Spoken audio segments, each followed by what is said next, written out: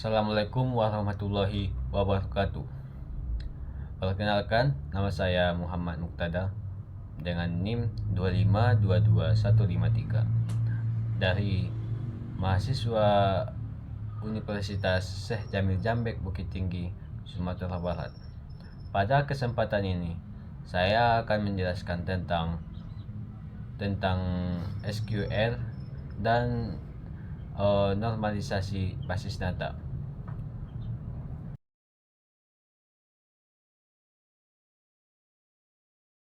Pertama, sejarah SQL.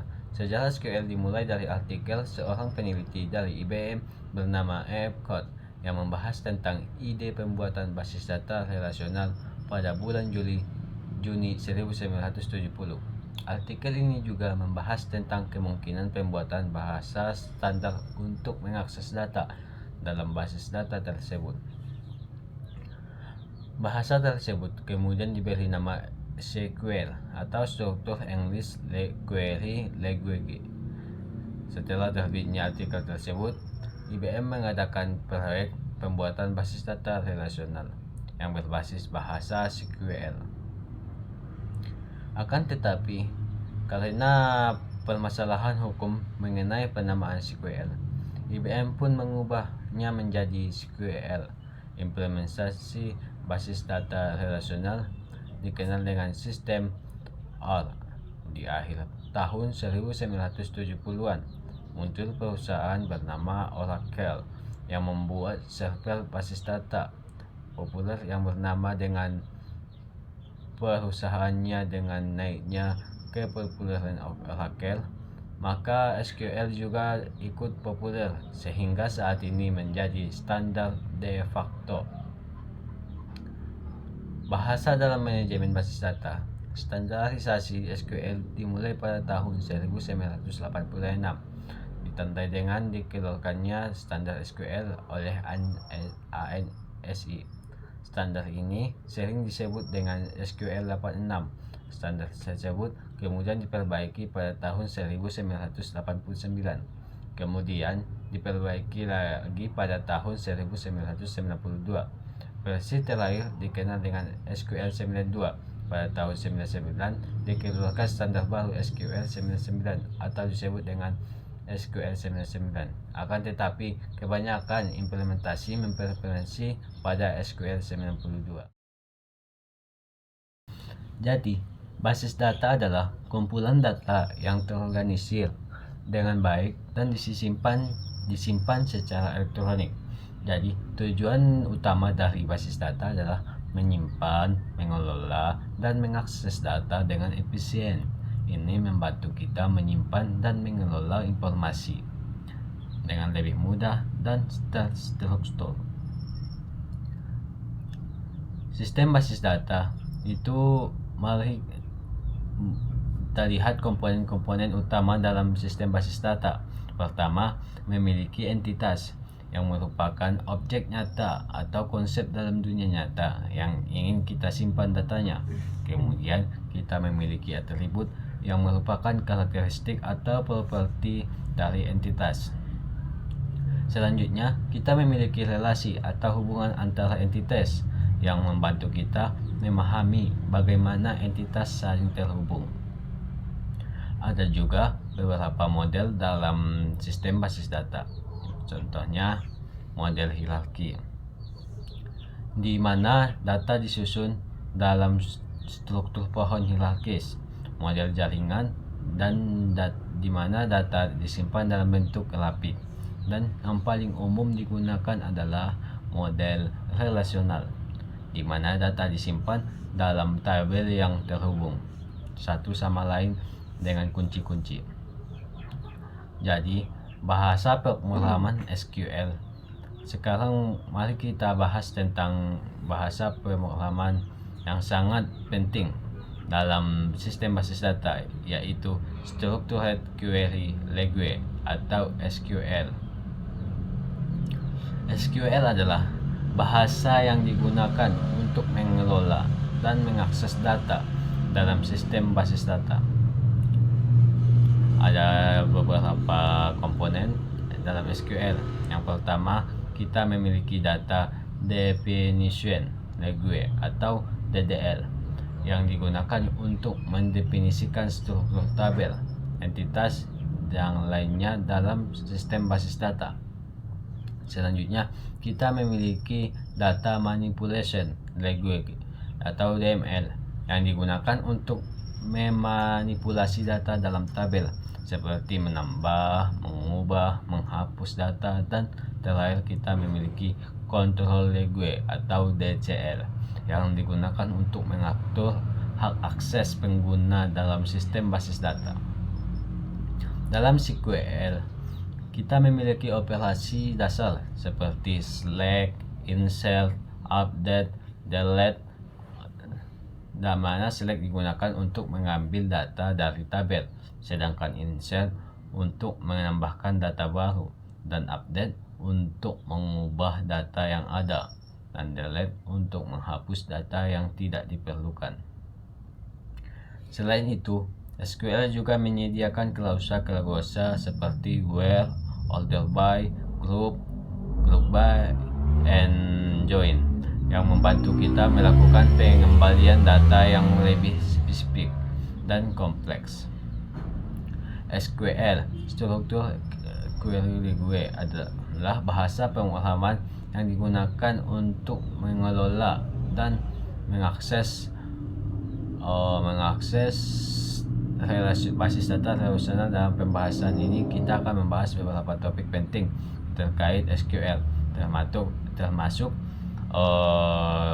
dasar manipulasi data, operasi penggabungan, subquery, indeks, dan transaksi. Sintak dasar SQL. Yang pertama, select yang tadi.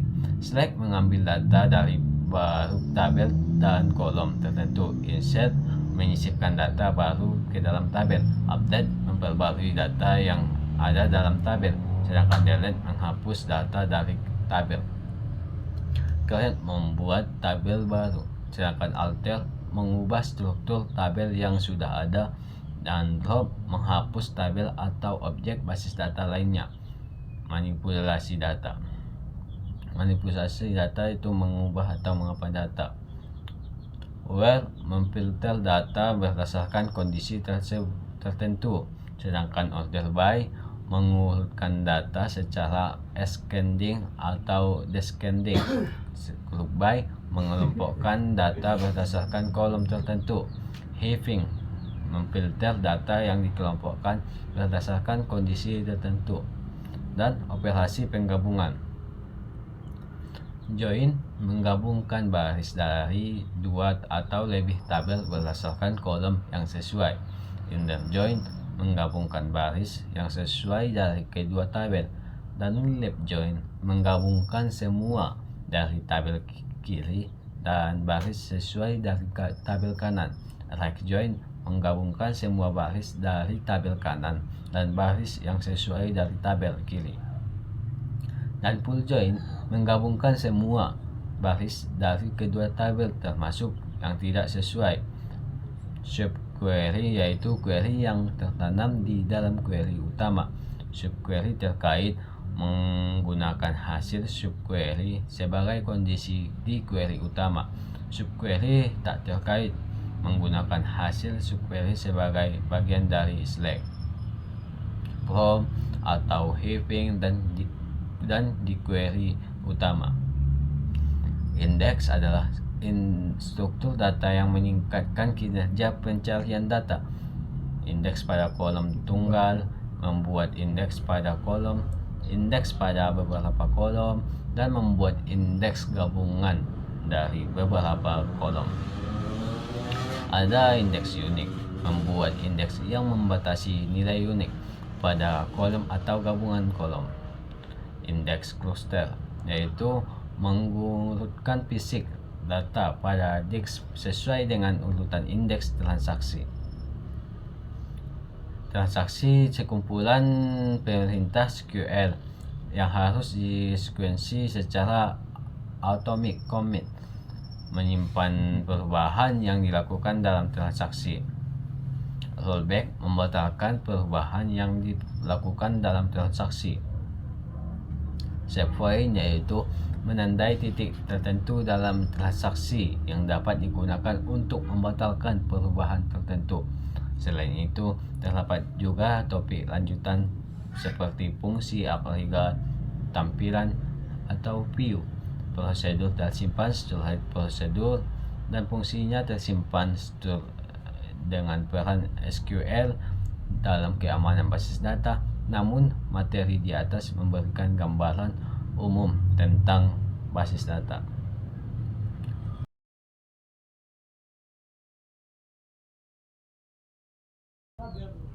Ada beberapa komponen dalam SQL.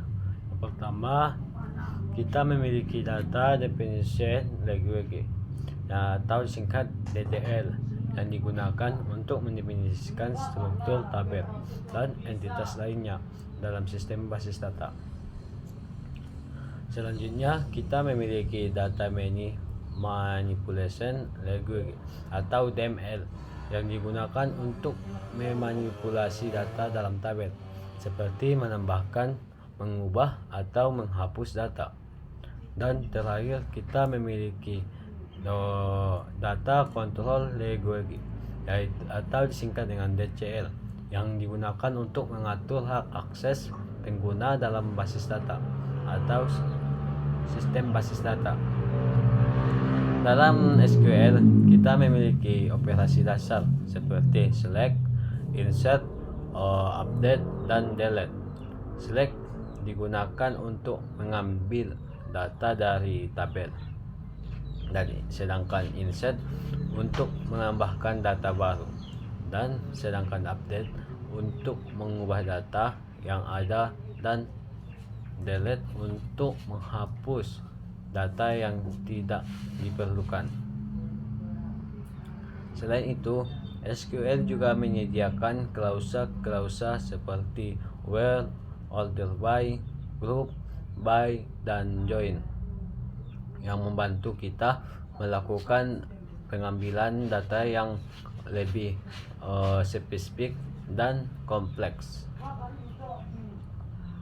SQL yaitu bahasa pemrograman yang digunakan untuk mengelola dan mengakses basis data.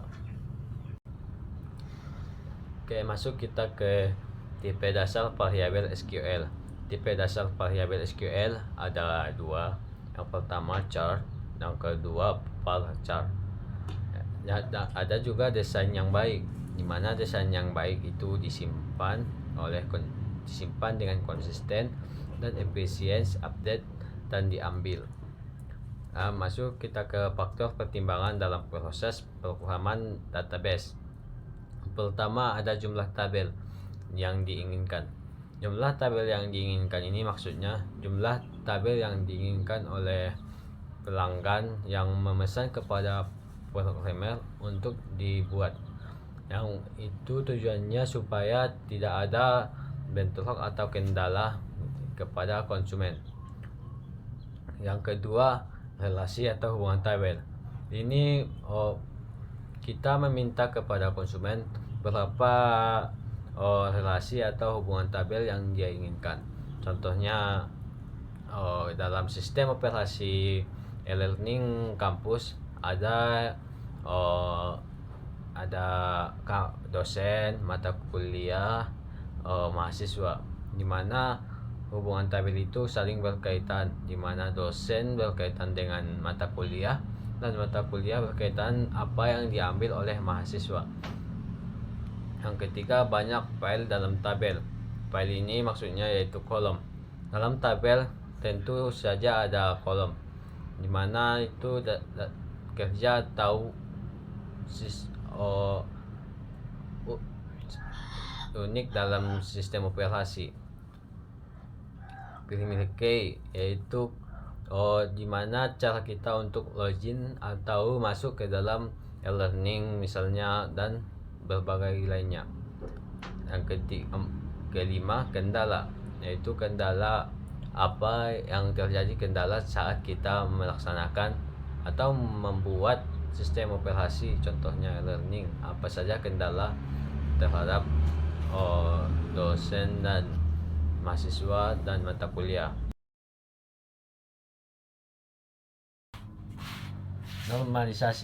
Normalisasi adalah proses di mana dapat mendekomposisi atau membagi relasi menjadi lebih dari satu relasi untuk menghilangkan anomali dalam database relasional.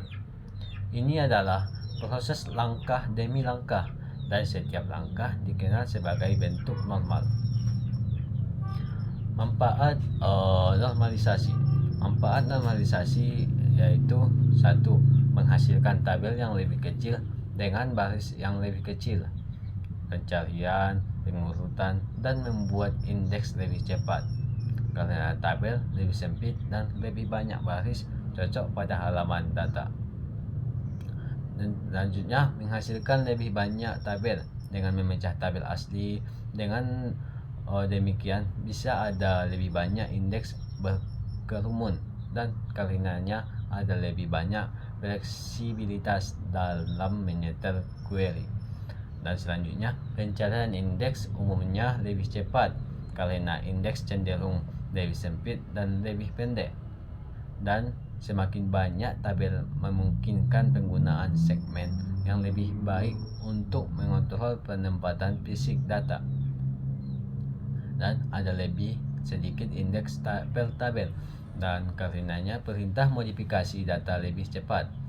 Dan selanjutnya ada sejumlah kecil nilai nol dan redundansi. Ini membuat basis data lebih kompak.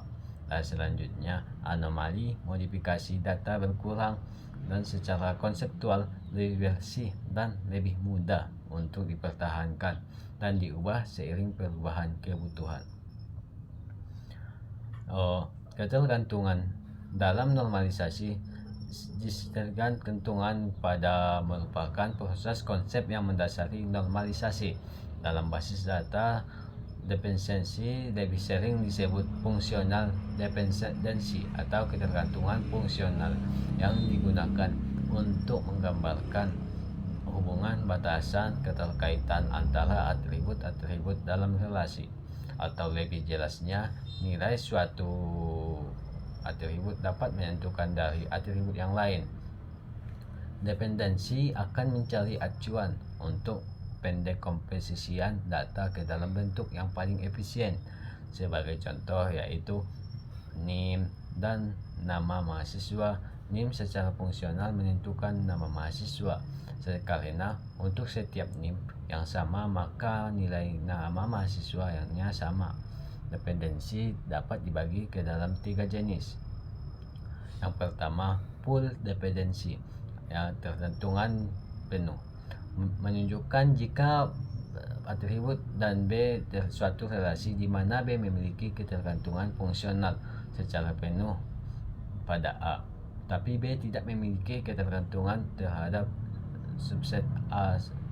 Yang kedua, partial dependency, yaitu ketergantungan sebagian. Ketergantungan parsial atau sebagian memiliki 2 atribut dari A untuk menentukan B, namun untuk menentukan B tidak harus 2 atribut. Artinya, jika salah satu atribut A yang menentukan B dapat dihilangkan, namun tidak merubah arti relasi dan masih tetap berrelasi ketergantungan. 3. Transitive dependency, yaitu ketergantungan transitif. Transitive dependency biasanya terjadi pada tabel hasil relasi atau kondisi di mana terdapat 3 atribut, yaitu A, B, C. Kondisinya adalah A tergantung terhadap B dan B tergantung terhadap C. Maka C dikatakan sebagai transitive dependency terhadap A melalui B. Tahapan normalisasi itu terbagi 4. Yang pertama, tidak normal atau unnormalized. Pada tahap ini, diambil seluruh data yang ada dan diperlukan dalam database itu sendiri. Misalnya pada contoh tabel nilai mahasiswa, datanya terdiri dari NIM, nama mahasiswa, alamat mahasiswa, dan ID dosen, nama dosen, status dosen, nilai basis data, nilai pemrograman, nilai pengantar ilmu komputer, nilai interaksi manusia dan komputer. Yang kedua, normal 1 atau disebut dengan 1NF. Pada tahap ini, bagi seluruh data yang diperlukan menjadi beberapa bagian berdasarkan jenis data tersebut. Sebuah tabel bisa dikategorikan sebagai tabel 1NF jika di setiap baris rekod hanya memiliki satu palu. Hasil transformasi dari unknown region form 1 ke 1NF dapat dilihat. 3. Normal 2NF.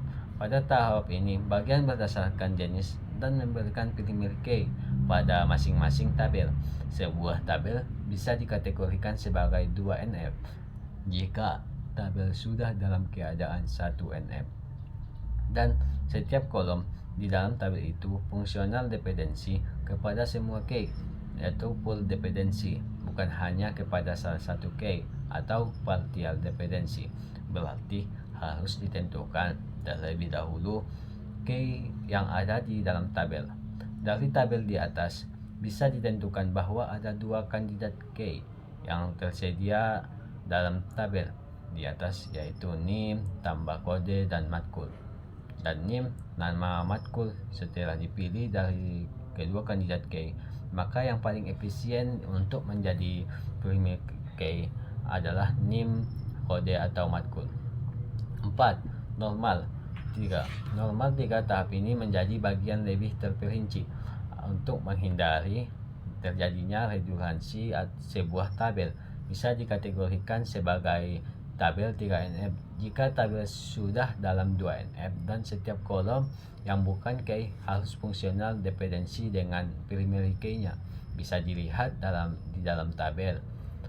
Tabel nilai matkul sudah memenuhi persyaratan 3NF, tetapi di dalam tabel mahasiswa terdapat kolom yang bergantung bukan hanya kepada key-nya atau transitive dependency, yaitu nama dosen dan status dosen. Ini menunjukkan bahwa tabel mahasiswa belum memenuhi persyaratan menjadi 3NF.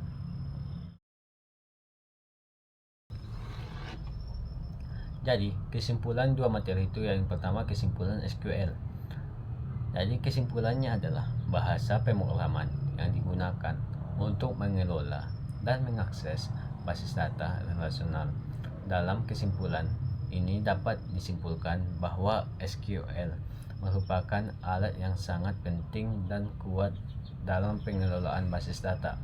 Dengan menggunakan SQL, pengguna dapat membuat, mengubah, dan menghapus data dalam tabel basis data, serta melakukan query kompleks untuk mengambil informasi yang dibutuhkan. SQL juga memungkinkan untuk menggabungkan data dari beberapa tabel, yaitu melakukan pengurutan dan pengelompokan data, serta menyerapkan berbagai fungsi, contohnya matematika, logika, untuk memanipulasi data. Yang kedua, kesimpulan normalisasi. Jadi, kesimpulan normalisasi adalah proses perancangan basis data relasional yang bertujuan untuk mengurangi redundansi dan anomali data, serta meningkatkan integritas data. Dalam kesimpulan ini, dapat disimpulkan bahwa normalisasi merupakan langkah penting dalam perancangan basis data yang efisien dan terstruktur. Dan normalisasi tabel dalam basis data dibagi menjadi beberapa tingkat normalisasi, misalnya bentuk normal pertama, bentuk normal kedua, dan seterusnya, yang memastikan bahwa setiap data hanya dapat disimpan sekali dan hubungan antara entitas dijaga dengan baik. Jadi normalisasi itu membantu mencegah kesalahan dan inkonsistensi data serta meningkatkan efisiensi operasi basis data. Oke, sekian dari saya untuk materi yang SQL dan normalisasi.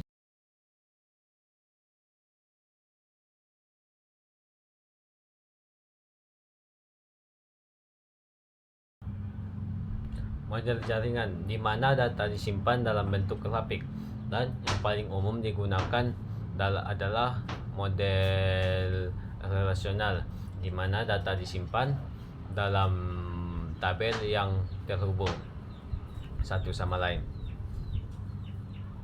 Dengan